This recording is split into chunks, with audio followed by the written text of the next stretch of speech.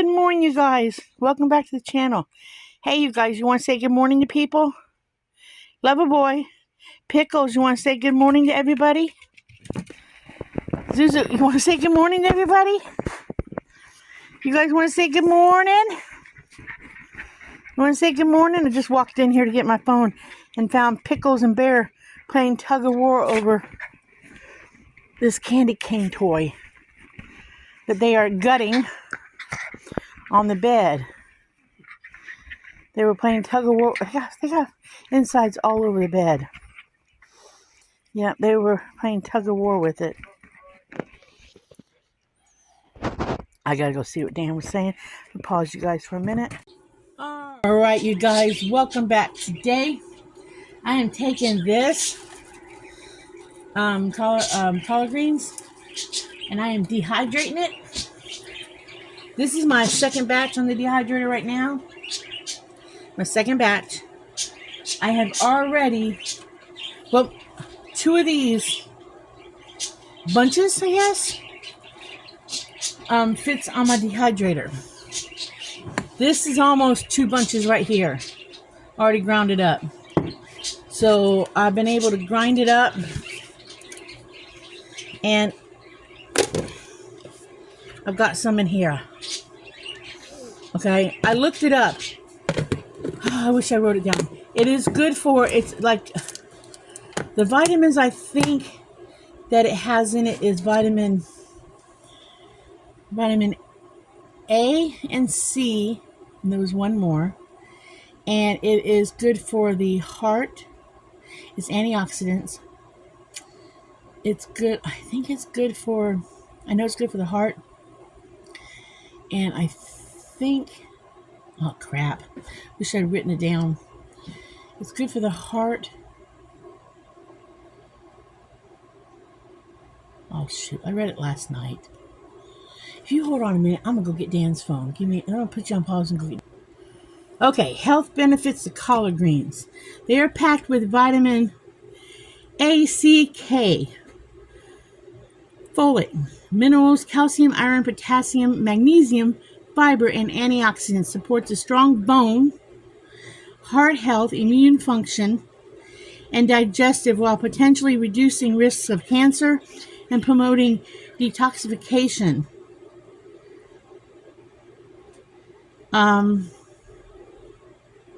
low in calories, which we're not worried about that because we're not eating them straight up at the moment. They help free radicals, make them great all over wellness. They help with vision, and they prevent birth defects. Well, we're not worried about that one either. Okay. They're vitamin B9. I said iron. Magnesium. High in dietary fiber. Gut health. They help fight cell damage.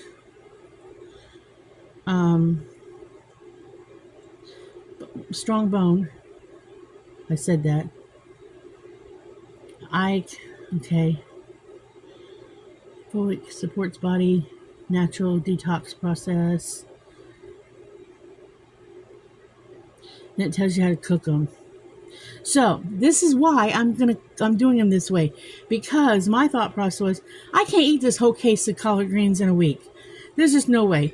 For one thing, I mean I probably could, but this is gonna put me on the pooper. So I don't want to be there. So this is this is why I am going to do it this way, because my thought process is if I do it this way, I can sprinkle this on food and I'm getting the vitamins, because when you dehydrate something, you're not losing any vitamin, you're not losing any benefits of the item whatsoever. You're just taking the moisture out. You're not losing any nutritional value whatsoever to your product. So this is why we are doing it this way. So that's why I'm doing it, because this is great. I mean, I refilled no, I didn't. I mean, that's how much of the kale I've used in a week. Used half a jar of kale. Oh, let me go back and see what benefits to kale. Told you I was going to look that one up.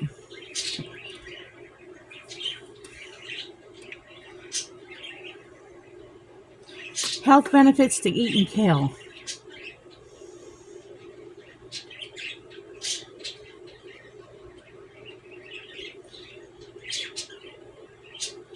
Health benefits to eating kale. Supports heart, bone, eye health, reducing risk of chronic diseases.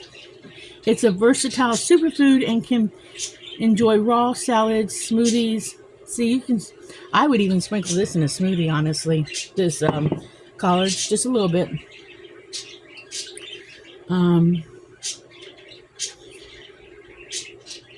Which is healthier, collard greens or kale? Let me see. Neither kale nor collard greens is defined healthier. They are both nutritional powerhouses, but excel in different areas. Making the best choice depends on your specific nutrient needs, though collards often edge out over kale for calcium, protein, and fiber, which kale typically offers more vitamin A, C, and K per serving. Both are excellent sources of vitamins, minerals, fibers, and antioxidants. So actually collards are better for you than kale is.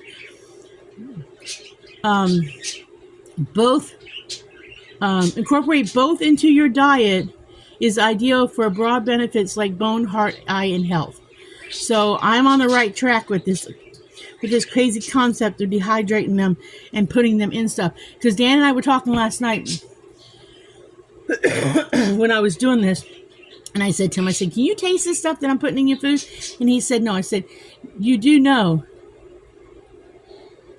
In fact, collards has choline in it, choline, which is rich and important for brain health and detoxification, and he needs that with his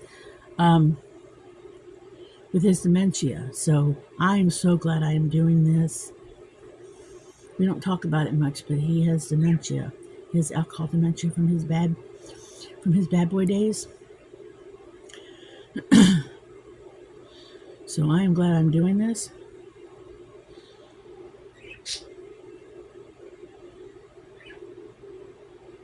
It says overall nutrition, since they are similar in complementary and health approaches. To eat both, they are both vegetables offering potential plant compounds. So I'm glad I'm doing this. So this is what I'm doing. I'm going to take these off. And I am doing it in this chopper because I want it as small as possible. Oh. I find everything else. That's something you've been looking for. Yes, I've been looking for those. That lid is slid somewhere. Wherever that was at when you found them? I checked where I found them. Okay. We'll have to deal with it. I'll have to go through and really clean that up. Okay, that's fine. Okay? But I got you that stuff. Okay, that's fine. Thank you. Yep. It'll show up. Yeah. Well, I know you've been looking for them things. Yeah. You were talking about it. You said you're real good. Yeah. So we're going to take these. I don't want to run that thing while you guys are on the thing, but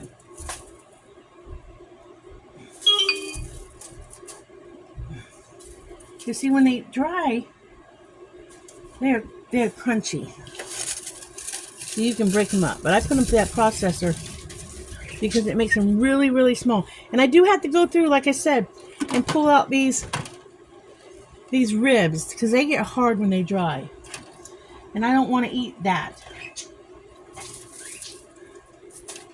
I do have to pick through it. And I do the same thing I did with the kale. I will grind it up in this little mini grinder. And I'll put it in.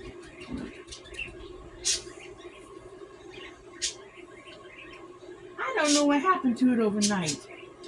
I washed it, and it was not in my dish drainer. Unless Dan borrowed it for something.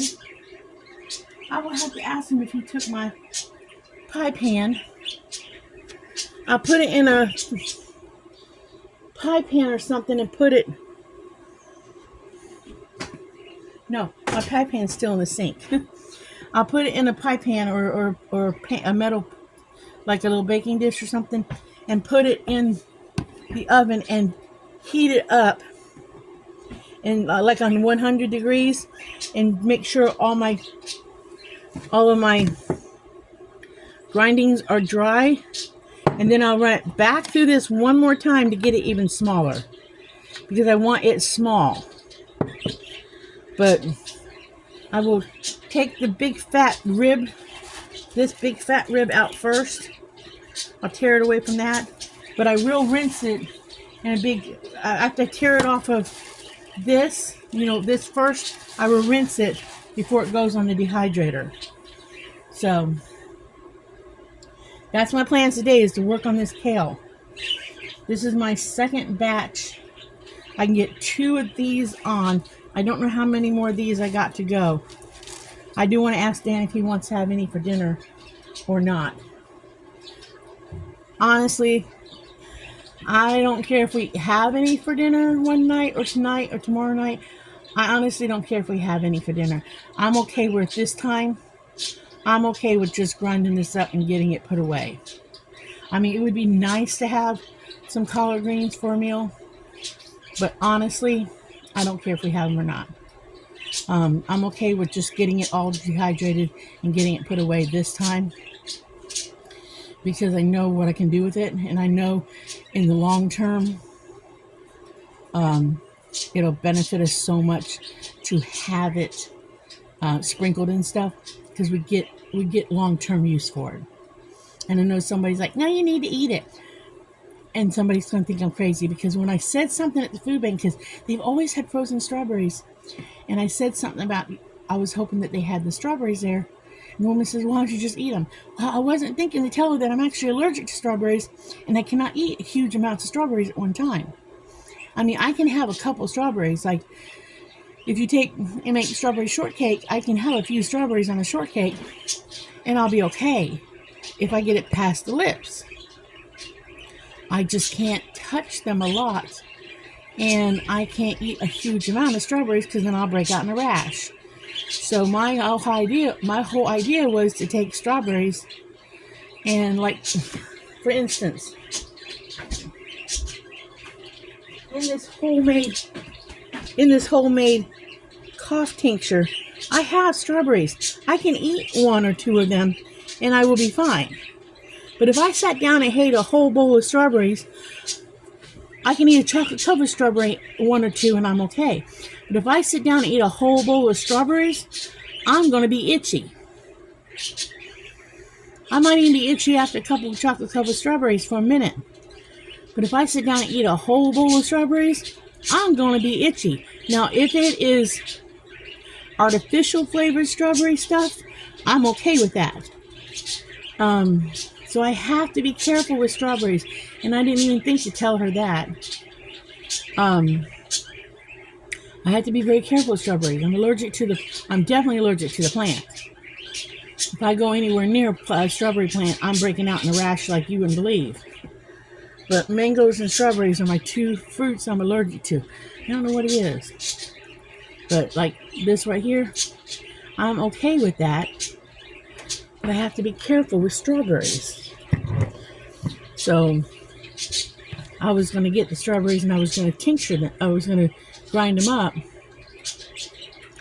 And I was going to make strawberry pills. I gotta do that with you guys yet. I'll show you kind of what I did with the cranberries. I need to finish that. These are my cranberry pills. See, I told you about that size of. Told you they were about the size of a Tic Tac. I was gonna do these strawberries and blueberries too, and just take them like regularly, putting antioxidants in, because they're packed full of just straight up powdered whatever. Call me crazy if you want to. I don't care. It works for me. And my doctor says whatever I'm doing, these crazy ideas I'm doing are working. So Dan and Dan, the stuff I'm doing to Dan, and I'm doing it too, other than our health problems that we have, for what health problems we have, our blood works and stuff are coming out great. So my crazy ideas are working.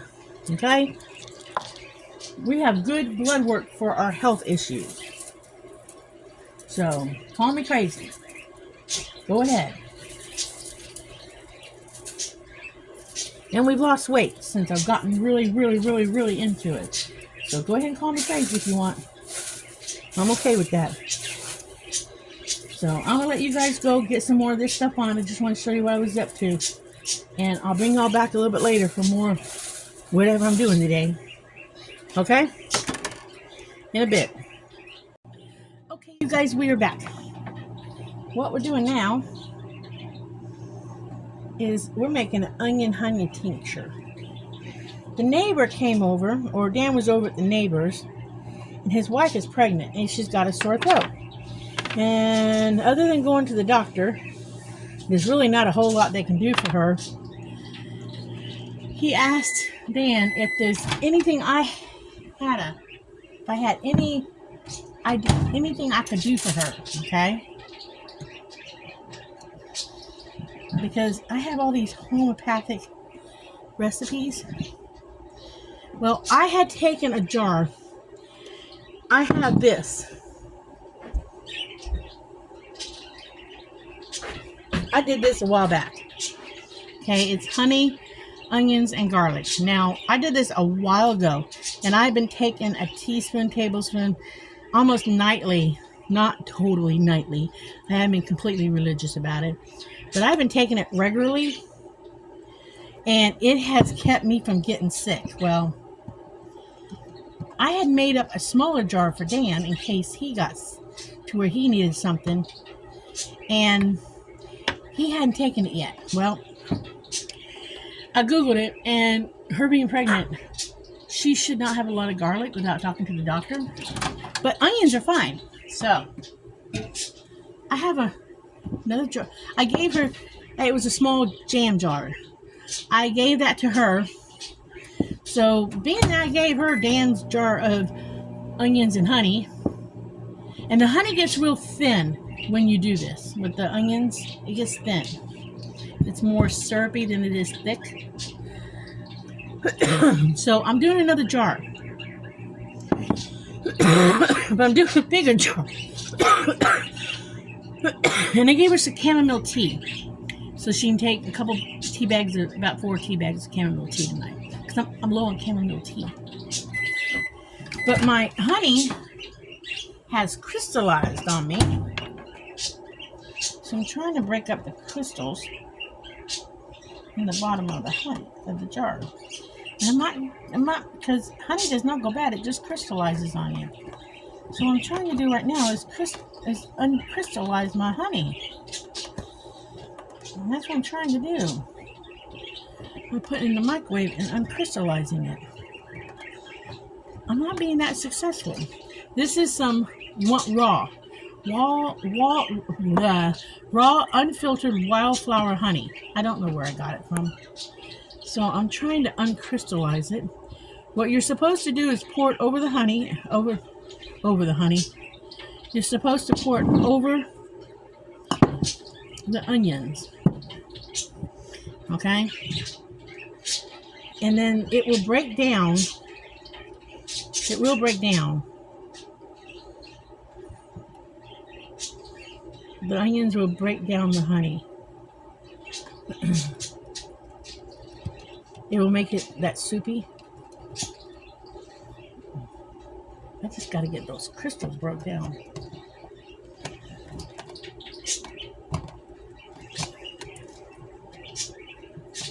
got to get the rest of it broke down.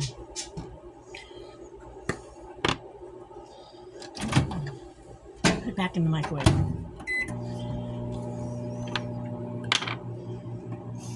I actually don't mind the flavor of it personally. Dan says it stinks. I say it tastes pretty good. You do have to get used to the taste. You do have to get used to the taste. I personally don't mind it. When my throat gets a little itchy through allergy season or whatever season, I actually take a teaspoon of it, soothes my throat. It just does. Are we getting there? Ooh, oh, yeah, we're getting there because the plastic is starting to melt. The plastic container is starting to melt. I don't know if this is a good idea to put the plastic container in there because the plastic container is breaking down. That probably was a bad idea. But I just want to get that out of there because that'll break down in there, I think. I think it will. We're going to find out. This is a scientific project here.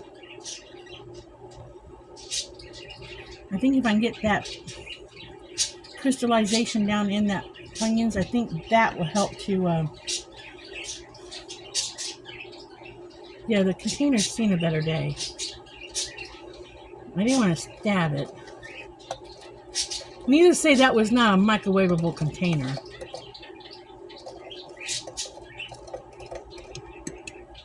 But I got all the honey out of the container. I'll say that right now.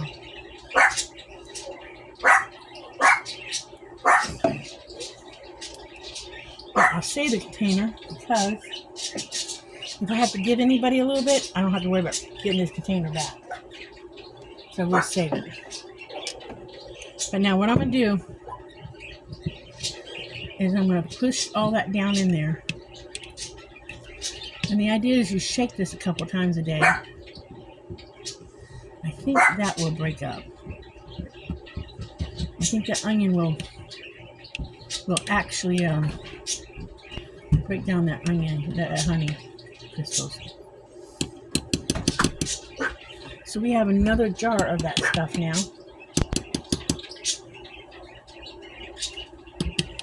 I personally like the flavor of this stuff. I do. I gotta clean up my edge. There's no last drops.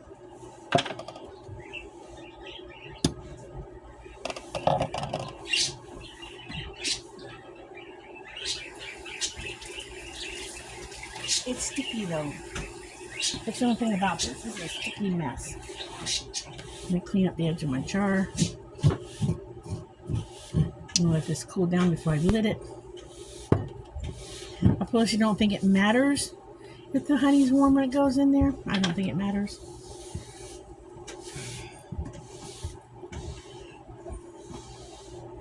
For some reason, even though I'm very careful whenever I get mine out, for some reason my lid's always sticky. I actually like the smell of it too. Now mine has garlic in it.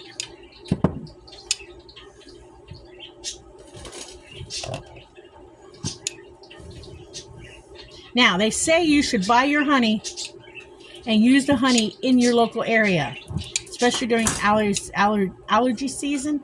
You should eat honey that comes from your local area if you're using it for medicinal purposes, because you're probably allergic to the flowers and pollens in your local area. That's what they say.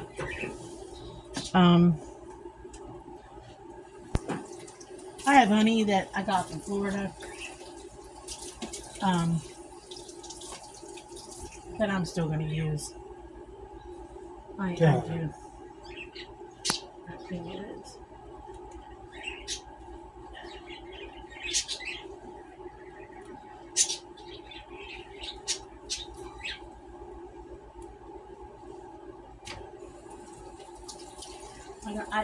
I really don't understand why my lids get sticky. And I'm so careful about when I get my stuff out.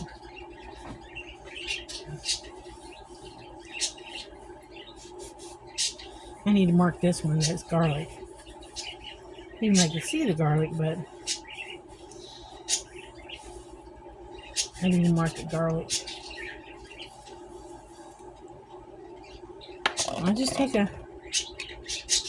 just go in and take a teaspoon. Well, a tablespoon. That smells so good. But I've come accustomed to it. I've come accustomed to the flavor. I need to mark this one onion garlic.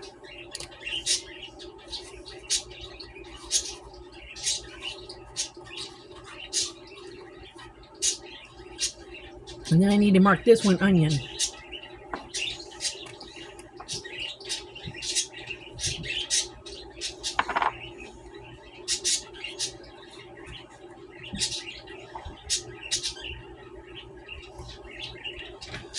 This is great for sore throats, guys.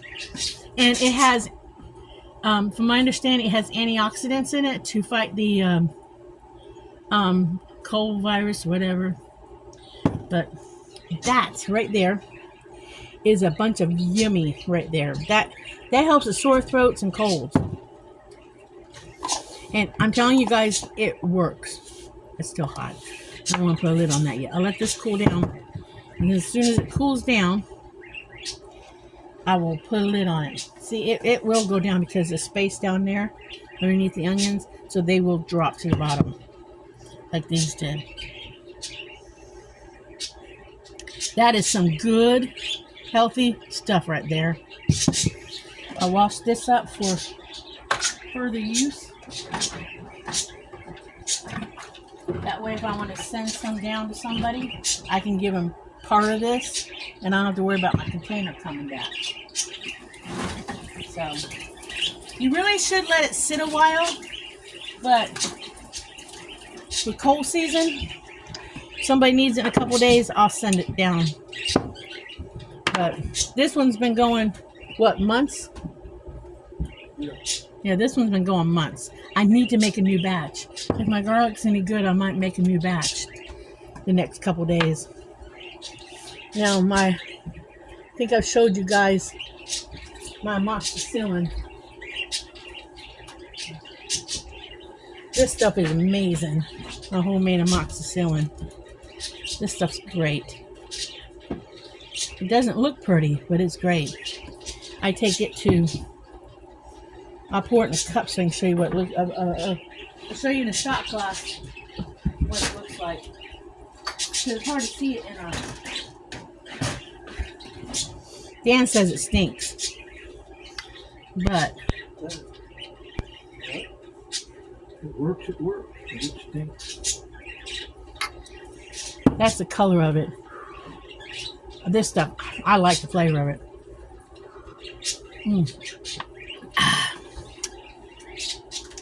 It's honey. It's honey, apple cider vinegar. It has in it ginger, strawberries, onions, garlic, blueberries, strawberries, those little cootie oranges. I just like the flavor of it, but I'm starting to get low. So I think I'm going to have to kind of like strain it a little bit because it's getting down there. It's starting to look funky. Not funky, like bad funky, just I think I'm going to have to strain it. And but I take this a couple times a week. I think the color's kind of pretty. But yeah, that's my amoxicillin, and I have not gotten sick, have I, Dan? And last year I got sick so much that I was in and out of the doctor at least 4 or 5 times, wasn't I? And I haven't gotten sick, so it works. So I told Dan when we go to the grocery store in the next couple of days, I want to get some blueberries and cherries, and this did not have cherries in it. It had blueberries, raspberries, strawberries, and like I said, the oranges, and apple cider vinegar, and honey, and I got some more honey here that I'll put in it. It's raw honey. And I found a grocery store down where we got to go for his physical therapy that has the best price on raw honey, because raw honey is expensive. I don't like to be without raw honey in the house. I just don't. And I do have a couple things of raw honey here. But I don't want to use this yet if I don't have to. It's really good raw honey. I got this from Florida, and this honey is probably 5 years old, and it's really good honey. And I'm not using it yet. It's still good. Honey will last forever. It will last forever. It's pure gold, to my opinion. So, um,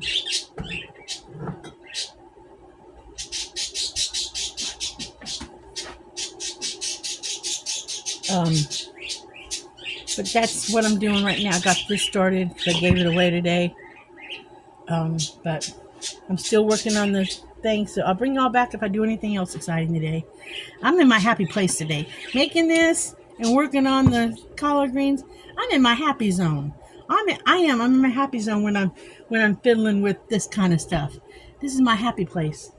If I'm not crafting, but I'm working on this kind of thing, it's my happy zone, isn't it, Dan? Dan's not here. Dan went to the bedroom. Well, okay, I got an onion doodle for later. I finally have an onion doodle. All right, I'll bring you guys back in a little bit.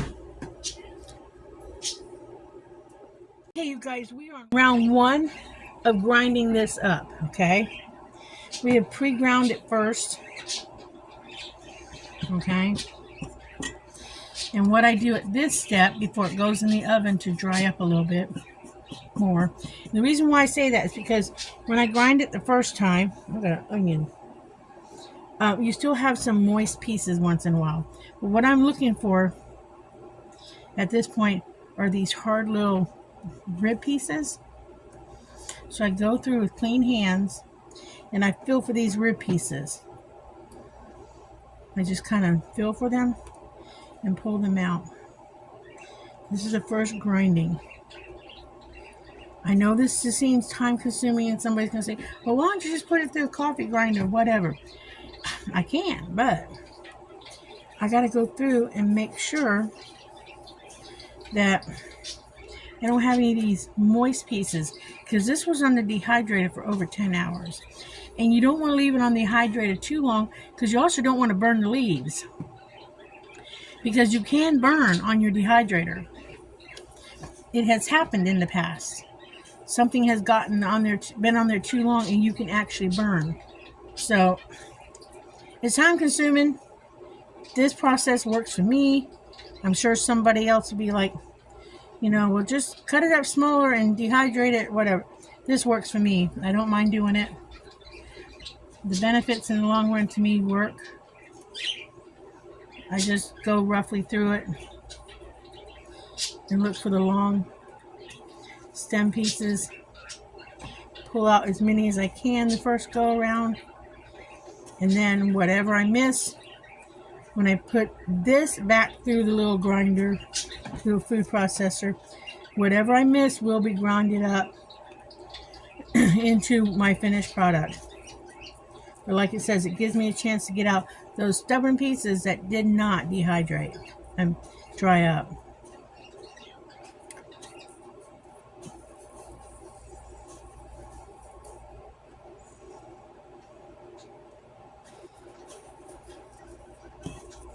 It's not a big deal to me.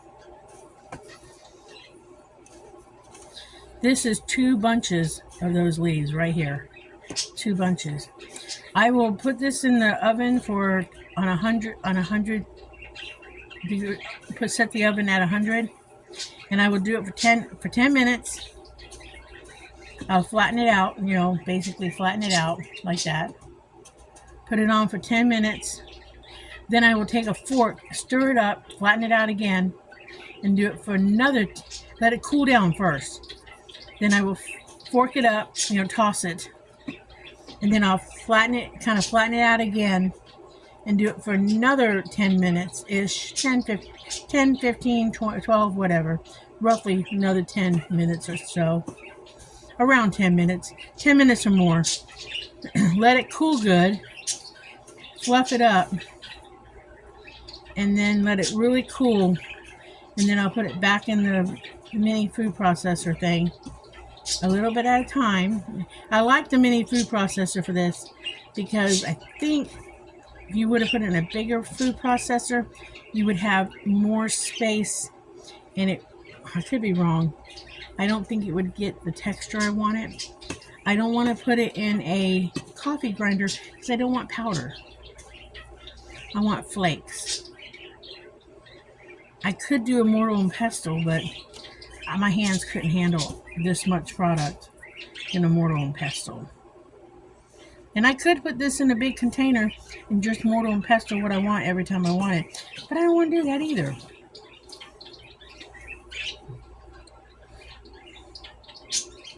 So the way I do it works for me.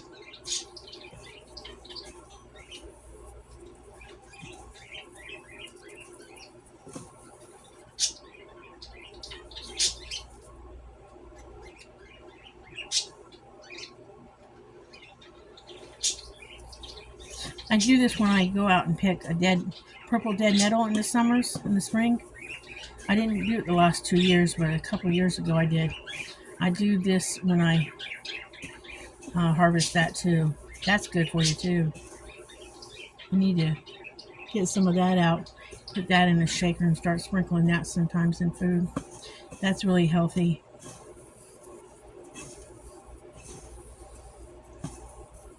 Creeping Charlie is good for you too.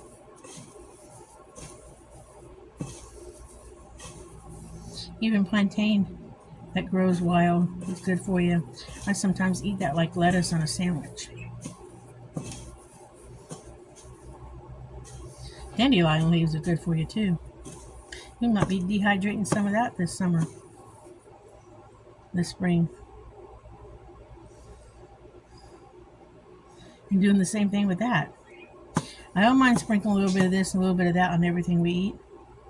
You guys be amazed at what is in your backyard that is really good for you. You'd be amazed. Dan said purple dead nettle in his pasta salads and in his potato salad multiple times and didn't know he was eating it. He thought he had parsley or something. Okay, I think I'm pretty much happy with that. Because these ones, oh, that was hard. You could stand here for hour and do this for a good hour.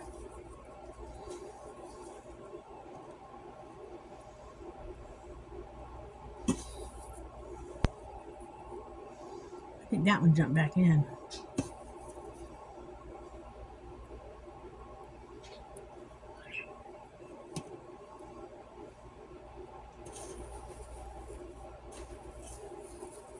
Anything I missed will probably break up next go around.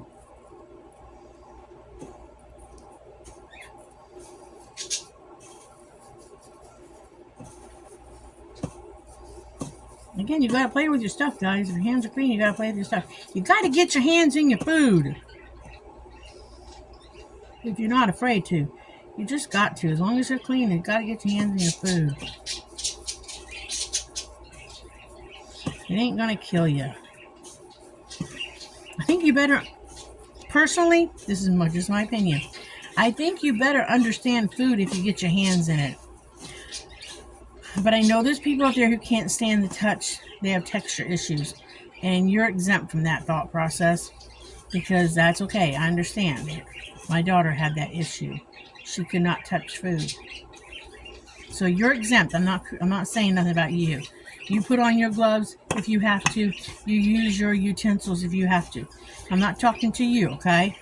But in general, I think you better understand food if you can get your hands in it.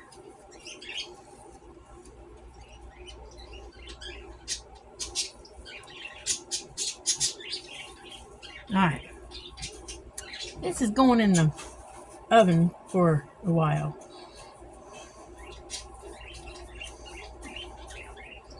The others are on the dehydrator. I'll show y'all in just a second how that's starting to look. I'm gonna wipe this up. I cannot stand to have it all over the counter. I just can't.